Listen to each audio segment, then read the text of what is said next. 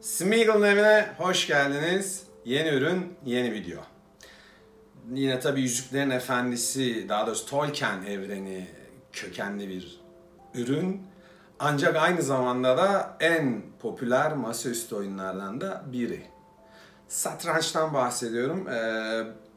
Deneyimlediğim birçok oyunun sonunda gördüğüm, bildiğim, şansa bakmayan, gerçekten oynamayı bilmeniz gereken bir masaüstü oyununun Yüzüklerin Efendisi temalı haline bakacağız. Çok şık bir ürün. Oyun oldukça karizmatik bir oyun. Gerçekten benim bir aralar oynamaya çalıştım çünkü gerçekten bayağı detaylar olan, bayağı birçok şey bilmeniz ve tekrara bakan, tecrübeye çok bakan bir oyun. Ciddi bir zeka pırıltısına ihtiyacınız var. Yoksa işiniz zor, öyle şansla filan oyun işi yok. Evet, ürünümüzde aynı zamanda fantastik bir satranç takımı. Bunu tanıyacağız. Çok da güzel bir ürün. Benim koleksiyonumun sevdiğim parçalarındandır. O yüzden çok fazla beklemeden videoya geçiyoruz. Evet, oyunu tanıyarak başlamak isterim. Uzun zamandır oynanan bir oyun. Geçmişi bayağı eskiye dayanan bir oyundan bahsediyoruz. Ciddi kuralları olan, ciddi bir oyun aslında. 8'e 8'lik karelerden oluşan bir oyun tahtası var. 64 kare var burada. Bunun üzerinde 32 tane taş var. Bu taşlardan 16'sı rakibinize, 16 size ait. Siyah ve beyaz renklerden genelde oluşan bir durum bu. Eğer ciddi oynasanız budur ama hani farklı versiyonlarında bulabiliyorsunuz. Yüzüklerin Efendisi figürlerinin süslediği atlar, kaleler oluşabiliyor. Genel yapı nedir? 2 kale, 2 at, 2 fil, vezir ve şah. Ön tarafta da piyonlar var. Buradaki amaç rakibin şahını sıkıştırıp hareket edemez hale getiriyorsunuz. Buna şah mat diyoruz ve oyun bitiyor. Amaç bu. Bunun içinde çeşitli yöntemler var. Genel olarak oyunda ağır taşlar denen taşlar var. Bu kale ve vezir. Bir de hafif taşlar var. Onlar da at ve fil. Kaleye kalite de deniyor, vezirle kale. Terminolojisinde böyle bir ifade de var. Gerçekten bence son derece başarılı, eğlenceli bir oyun. Başlangıcı başlangıcı beyaz yapıyor. Sırayla oynanan, yani siz bir hamle yapıyorsunuz, rakip bir hamle yapıyor. Siz bir hamle yapıyorsunuz, rakip bir hamle yapıyor. Bu şekilde oynanan bir oyundan bahsediyoruz. Oyunun esin kaynağının 7. yüzyılda Hindistan'da oynanan Chaturanga isimli bir oyun olduğu varsayılıyor. Açıkçası oyunu da incelemedim, o yüzden bilmiyorum. Çünkü satranç şu an daha popüler olduğuna göre boynuz kulağa geçmiş durumda. Biz kendi konumuza bakalım. İlk resmi şampiyonu 1886 yılında William Steinitz isimli bir adam. Avusturya kökenli diye biliyorum. Ve de bayağı bir sürede şampiyon kalıyor. Yani 1886'da ilk şampiyonluğunu kazanıyor. 1894'e kadar da şampiyonluk unvanını vermiyor. İlk kayıtlı şampiyon kendisi. O dönem daha böyle romantik oynandığını iddia ediyor bilenler. Yani taş fedalarının, işte oyun sisteminin o belli açılışlar, işte belli hareketler serisinden sonra daha romantik bir şekilde yapıldığını, o yüzden de daha sürpriz sonuçlara gittiği gibi bazı yani inanış veya ne bileyim kabullenişler var. Sonuçta sektörün gediklisi değilim. Bilmiyorum satrancı çok böyle ya, oynarım, oynamasını biliyorum ama işte yok öyle şah gambitiydi, işte İspanyol açılışıydı, işte Kuzey Gambit falan, öyle şeyleri bilmem. Yani isimlerini duydum, nasıl bir şey olduğunu teorik olarak az çok kafamda biliyorum ama hani oyun girdi de orada langır lungur karşımıza çıktı, biz de böyle atraksiyonlara girdik. Yok öyle bir durum. Sadece oynamasını biliyorum, zevkini oynayanlardan. Dediğim gibi daha romantik olduğunu söylüyorlar. o dönemki oyunların. Şu an geçerli şampiyon oyunun Magnus Carlsen. Norveç kökenli bir oyuncu. Çok genç yaşta zaten çok parlak bir karakter. Sonra da şampiyonluğu bildiğim kadarıyla bayağıdır da tutuyor diye biliyorum. Yanlış biliyorsam da affola. Belli oyunların, belli taktiklerin olduğu bir oyun ve bunda şu an günümüzün şampiyonu Magnus Carlsen. Tekrarlayıp devam ediyorum.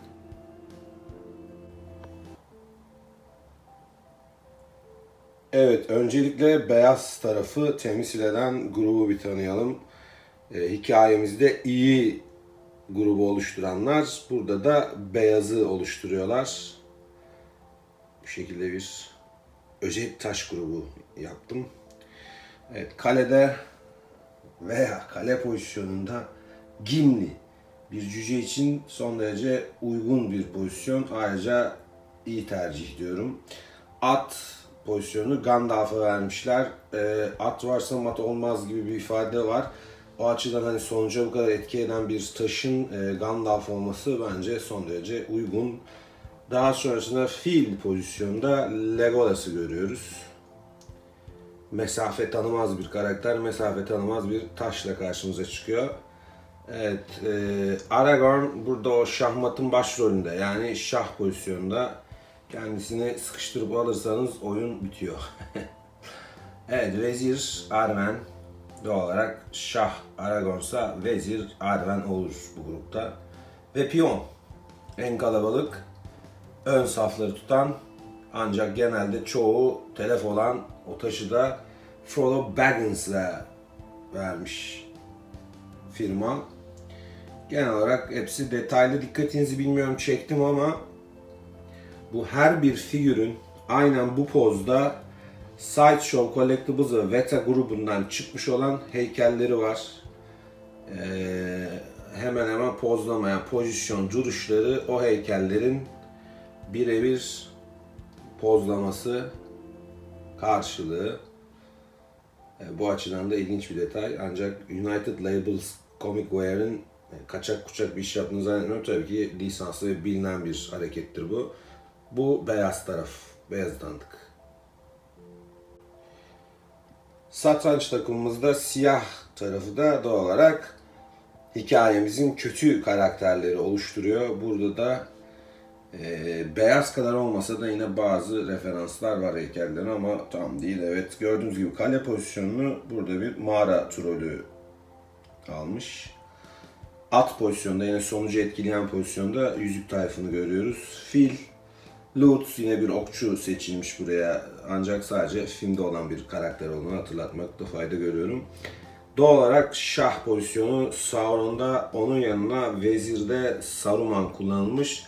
Ve işte kahramanımız yine piyon pozisyonunda en çok olan ama dediğim gibi en çok da telef olan piyonda Gollum / Smeagol görevde. Evet, bu da satranç takımımızın siyah kanadı. Kendileri hikayenin kötü karakterlerinden oluşuyor. Sauron'u hükmetme şansına sahipsiniz bu satranç takımıyla. Evet, genel olarak karşılaştırmaları, daha doğrusu eşleşmeleri görmeniz için böyle bir şey yapmak istedim. Ürün United Labels Comic Ware'den çıkan bu ürün doğal olarak New Line Sinema'dan lisans sahibi bir firma. Başka türlü bu figürleri bu şekilde o filmde benzeyen karakterlerle bu kadar eşleştirmeniz zaten mümkün olmuyor. Görüldüğü üzere oyunun oynandığı tahtanın üzerinde bir orta dünya haritası mevcut. Piyon eşleşmemiz, atlar, şahlar, filler, vezirler ve aynı zamanda da kaleler. Kalede çekişme büyük, net. Bu ürünü incelerken çok ilginç bir detay gördüm. Daha doğrusu firmanın web sayfası üzerinde bir logo, TÜV logosu vardı. Bir an doğal olarak TÜV Türk geldi aklıma ve baktığımda bu ürünün plastik kalitesine onay veren firma bu ünlü Alman denetim firması TÜV. açılımını burada telaffuz etmeye çalışıp kendimi telef etmeyeceğim. Ama bir Alman firması ve ürünümüzün plastik kalitesine de onay vermiş, aynı araçlarımızın tekerlek kalitesini kontrol ettiği gibi. Evet, TÜV'den onaylı satranç takımı. United Labels Comicware'ın bu tür çok ürünü var. Masa üstünde fantastik dünyayı aslında baz alıyorlar. Ve oradan yola çıkarak birçok ürün çıkarmışlar. Bu gördüğünüz satranç takımı da 2015 yılında piyasaya çıkıyor. Müşteriye sunulduğu tarih bu. Bence çok hoş ve başarılı bir ürün. Çok başarılı bir ürün, çok başarılı bir oyunun temsilcisi olarak karşımızda. Aynı zamanda da Yüzüklerin Efendisi temalı olması bence mükemmelliğini bir kat daha fazla hale getiriyor. Piyasada bulabileceğiniz çok ciddi bir fiyatı olmayan satranç türlerinden bu. Yüzüklerin Efendisi ile ilgili. Bir de Noble Collection vardır ki o efsanedir ama onun figürleri, taşları kurşundandır. O yüzden onun fiyatı buna göre tabii korkunç noktalar olacaktır. Bunu birçok yerde Amazon, eBay, Türkiye'de dahi çeşitli fiyatlara bulabilme şansınız var. Yelpaze çok açık orada, o yüzden belirli bir rakam vermem mümkün değil. Ben bunu ya 2015 ya 2016'da Fransa'nın Nice şehrinde bir bilgisayar oyunu satan bir dükkana girip acaba hani Yüzüklerin Efendisi veya Hobbit'le ilgili bir oyun var mıdır diye bakarken bir anda bir sergileme dolabının üstünde kendi haline bırakılmış şekilde bulup aldım. Ben çıkarken çok mutluydum. Dükkan sahibi de niye bu kadar sevindi ya diye düşünüyordu. O açıdan da benim için önemli, değerli bir koleksiyon parçasıdır kendisi. Ne demiştik? Hamle bazlı, yani sırayla oynanan bir oyun. Ancak iki tür oynayabiliyorsunuz. Biri süreli, biri süresiz olarak. Süreli de bu 2-5-10 dakika gibi böyle daha hızlı, daha çabuk, illa şahmatla bitmeyen ama hani bir şekilde birinin hamle üstünlüğüyle bitmesi de söz konusu olan bazı oyunlar var. Blitz diyorlar sanırım buna. Çok da bilmiyorum dediğim gibi. Benim izlediğim o birçok Carlsen'in falan oynadığı oyunlarda süre var genelde. Tahminimde profesyonel turnuvalarda süre kullanıldı ama dediğim gibi çok bilmiyorum bu konuda. Çok bir fikrim yok. Çok da araştırmadım açıkçası. Aynı zamanda satrancın açılış şekilleri var. Birçok taktik var uygulayabileceğiniz işte ve bu oyunların isimleri var. Aynı zamanda varyantları da var.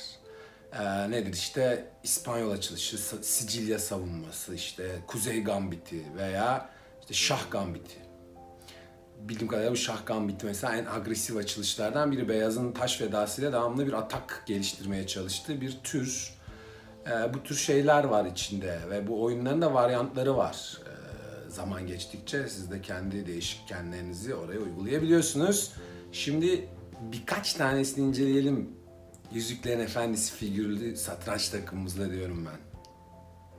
Evet, ilk açılışımız İspanyol açılışı. Ruy Lopez'in bulduğu bir açılış bu. 1561'de yazdığı bir kitapta bu açılıştan bahsediyor Ruy Lopez de Segura. Ve bu kitap şu an Hollanda Milli Kütüphanesi'nde bulunabilen bir kitap. Şah kanadından taşlarını geliştirerek merkeze baskı kurma amaç. Bu açılış ilk kez 1803 yılında Hermann Victor Hesse tarafından kayda geçirilen bir turnuvada kullanılıyor.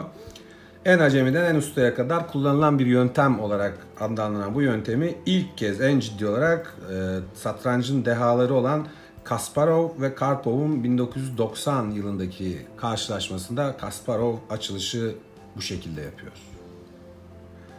Kısaca hareketlere bakarsak beyaz piyon E4, siyah piyon E5, beyaz at F3, siyah at C6, beyaz fil B5 girizgahı, daha sonra hem kendi götürebileceğiniz hem de klasik olan bir devamı var bu varyantın. Evet, Sicilya savunması büyük ustalar arasında en çok kullanılan savunmalardan biri ve birçok varyantı var bu Sicilya savunmasının. İlk varyant adını Arjantinli büyük satranç ustası Miguel Najdorf'tan alıyor ve Najdorf varyasyonu olarak çağrılıyor. İkinci varyasyon ise Dragon, ejderha. Niye? Çünkü siyah piyonların Çin ejderhası şeklinde dizilmesi de en azından o şekilde görünmesi sonucunda böyle bir isim almış varyant.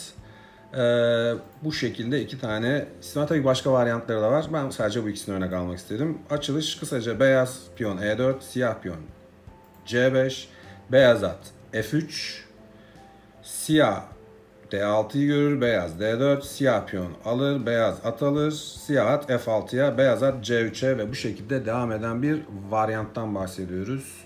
Buna da Sicilya savunması adını vermiş satranç dünyası. Evet, Danimarka Gambiti bir başka adıyla Kuzey Gambiti.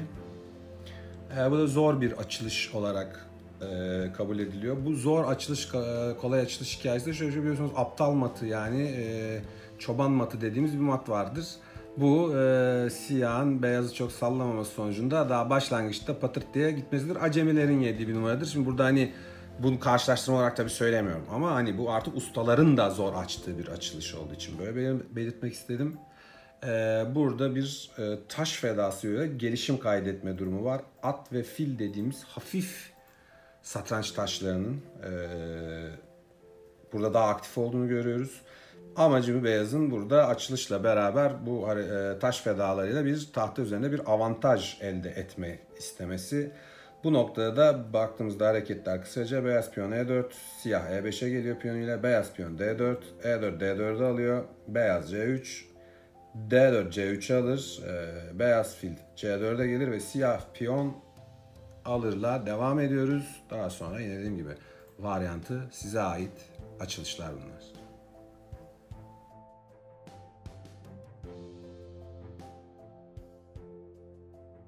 Evet, göstereceğim sonuncu açılış Şah Gambiti. Benim gördüğüm, incelediğim, baktığım ve gözlemlediğim, öğrendiklerimden yola çıkarak söyleyebileceğim satrancın en sert açılışlarından biri olduğu iddiası mevcut. Burada beyaz taş fedası ile taşlarına tahtanın üzerinde hakim bir pozisyon sağlamaya çalışıyor. Ve buradan yola çıkarak devamlı atakta olduğu, hücumda olduğu ve pozisyon hakimiyetini sağlamaya çalıştığı bir sistemle devam ediyor. Sonuç olarak da biraz riskli ama tutturursanız da inanılmaz derecede başarılı bir sonuca gidildiği söyleniyor. Şah Gambiti'nde ancak oynanması zor oyunlardan. Çünkü devamlı çok hızlı bir şekilde çözüm üretip atağı kesmeden ve o taş fedalarınızın sizin aleyhinize dönmeden hareket etmeniz gereken bir açılış türü bu. Kısaca baktığımızda beyaz piyonun E4'üne siyah E5 ile karşılık veriyor. Daha sonra beyaz burada bir F4 piyon çıkışı yapıyor. E5'in F4'ü almasına karşında beyaz at F3'e geliyor. Siyah G5, beyaz fil C4, siyah piyon ata gidiyor. Bu sırada beyaz bir rok atarak pozisyonunu topladıktan sonra tamamen hücum ağırlıklı oynamaya başlıyor. Evet, bugün o çok sevdiğim iki şeyi, Yüzüklerin Efendisi'ni ve satrancı bir araya getiren bir ürünü gördük, tanıdık. Noble Collection'ın bir tık daha lüks ve yukarı olan setini saymazsak piyasada bu tür bulabileceğiniz çok fazla ürün var. Çok kırılma derdi olan şeyler değil bunlar. Dediğim gibi hani tüvden onaylı plastikten yapılıyorlar. O yüzden eğlenceli vakit geçirmek için istediğiniz yere de taşıyabiliyorsunuz bu gençleri. Bir videomuzun daha sonuna geliyoruz bu şekilde. Bugün bu videoda Yüzüklerin Efendisi figürleri, karakterleri tarafından temsil edilen satranç takımını inceledik. Kanalıma üye olmayı, videolarımı beğenmeyi lütfen unutmayın. Bir sonraki videoda görüşmek üzere. Kendinize bakın. Hoşça kalın.